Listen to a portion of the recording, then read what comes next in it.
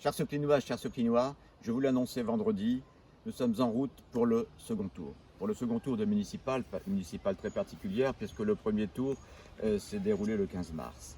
Un second tour très particulier parce qu'un second tour à Soclin, vous n'en avez jamais connu avant cette année. Ce qui montre bien qu'il y a quand même un sacré malaise. Et également le premier tour, vous aviez quatre listes, c'est considérable. J'ai eu l'occasion de dire à Bernard Debreu lors d'un conseil municipal qu'il avait fait éclater en vote sa majorité, ce qui est le cas, puisque nous avions la liste de Bernard Debreu, nous avions la liste conduite par François-Xavier Cadar, nous avions la liste conduite par Alain Fruchard, et nous avions la liste pour Soclin, que j'ai eu vraiment l'honneur de conduire, même si cette conduite n'était pas ma volonté première, parce que je pense, et je l'ai dit, que nous souhaitions une union, des gens qui avaient des projets proches. Voilà, ceci ne s'est pas fait. Il y aura donc ce second tour. Vous savez, quelqu'un m'a écrit que je suis élu depuis 1989, donc finalement je ne peux pas représenter l'avenir. Certes, sauf que j'ai été élu en 1989 en même temps que Bernard Debreu. Et en plus, lui, il avait été élu à Ronchin depuis 1977. Donc, si l'un ne peut pas représenter l'avenir, pourquoi l'autre pourrait-il le représenter dans ces conditions-là? Un seul pourrait représenter l'avenir, c'est François-Xavier Cadar, qui est à la fois beaucoup plus jeune que nous deux, et qui est à la fois élu, lui, depuis 2 mandats uniquement, élu d'opposition. Pour ma part, je le dis clairement, j'ai consacré ma vie à Soclin.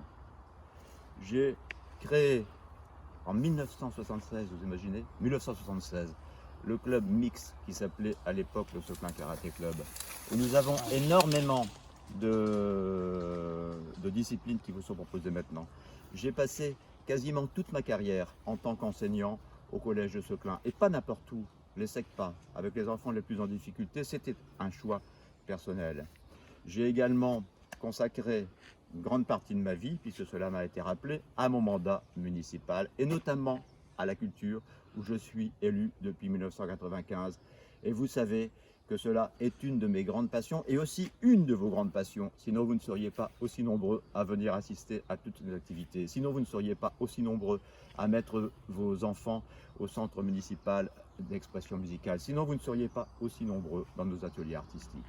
Et je dois dire que ça a toujours fait consensus au sein du conseil municipal. Jamais, jamais, l'opposition ne s'est opposée à ce que la bibliothèque soit gratuite. Au contraire, jamais, jamais l'opposition ne s'est opposée à ce que les dumistes, les intervenants musicaux dans les écoles maternelles, 1 demi-heure par semaine, dans les écoles primaires, 45 minutes, cessent. Jamais. Et pourtant, à l'époque, le maire et l'adjoint à la jeunesse avaient envisagé qu'on supprime ces activités pour les faire passer dans les temps du midi, et donc en oubliant cette histoire d'obligation. Alors, maintenant, nous sommes opposés beaucoup, fermement, fortement, à Bernard Debreu durant le mandat qui s'achève, qui est achevé quasiment.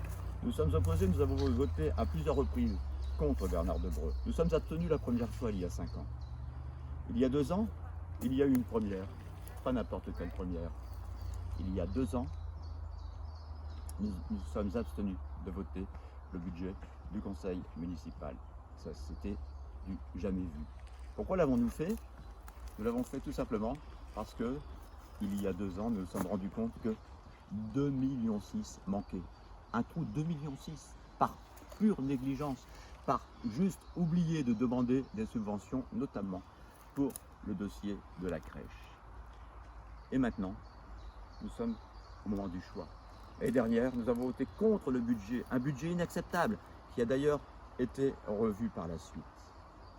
Et je vous le disais, nous sommes rendus compte également que vous aviez raison. Vous aviez raison. Majorité, opposition, c'est pas toujours ce qui compte.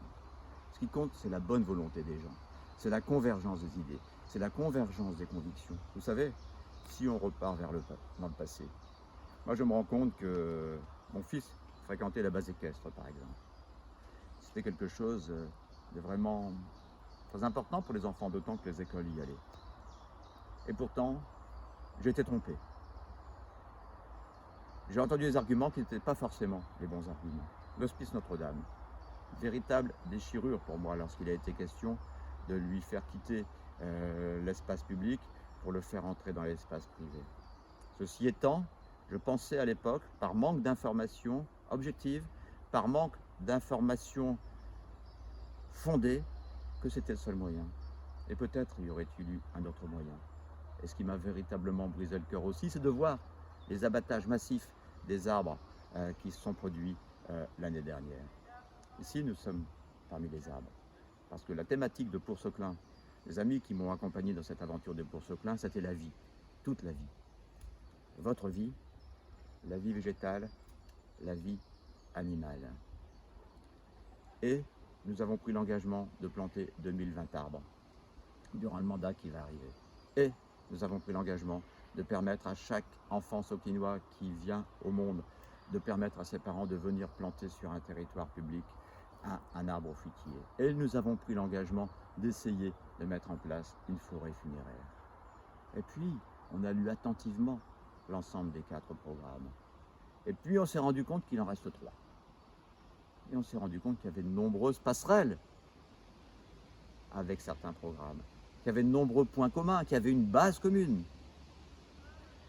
Et donc, nous avons décidé de contacter François-Xavier Cadard pour discuter des différents projets, pour voir qu'est-ce qui nous rassemblerait éventuellement. Et sans aucun problème, tout naturellement, mais en vous écoutant, parce que combien avez-vous été à nous interpeller, à nous écrire, à nous interpeller sur la rue en disant « Ah, vous savez, monsieur Serrurier, il faudrait que vous partiez avec monsieur Cadard, parce que ça marche bien entre vous, ça se voit. » Et combien on dit à monsieur François-Xavier Cadard « Il faudrait que vous vous regroupiez avec monsieur Serrurier, parce que souvent, vous avez eu des positions communes. » Et c'est pourquoi, le 28 juin, je voterai François-Xavier Cadard. Et c'est pourquoi, le 28 juin, je serai comme la plupart d'entre vous, je l'espère, avec François-Xavier Cadard. Avec François-Xavier Cadard, qui conduira une équipe de 35 personnes, une équipe constituée, bien élargie, ce que vous souhaitez exactement. Vous aurez une liste de 35 personnes, mais en fait, c'est 70 personnes des 2 premières listes qui seront unies pour répondre à votre attente. Ne ratez pas le 28 juin.